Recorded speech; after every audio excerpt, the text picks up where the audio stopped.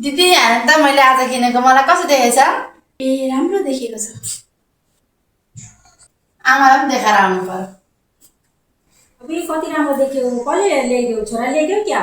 होइन आमा अस्ति माइतको गएर ल्याएको कस्तो लाउँदा हुन्छ? अनि भइहाल्छ नि, अहिलेको जमानामा कसले साडी चोलो उयो कुर्ता सुरुवालहरू लाउँछ त? सजिलो पनि हुन्छ, शीतल पनि हुन्छ। राम्रो देखेको छु म। राम्रो देखिएको छ।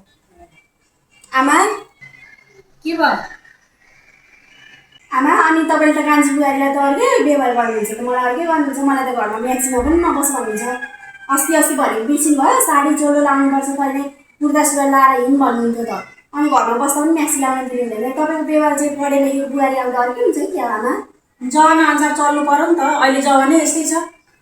ए जमाना अनुसार चल्नु भने कान्छी बुहारीले चाहिँ पेन भेस्ट लाउनु हुने, म पनि त्यसरी हिँड्छु नि त। त्यसो भने पर्दैन, यस्तैमा ठिक छ। जस्तो व्यवहार पहिला गर्नुभएको त्यस्तै मलाई चाहिँ गर्नुपर्ने। कान्छी बुहारी पढे लेखेको आउँदा चाहिँ उसलाई पाल्दै व्यवहार हुन्छ। म त यो घरको नगर्ने हो नि त, नगरेर गरेर राख्ने मलाई।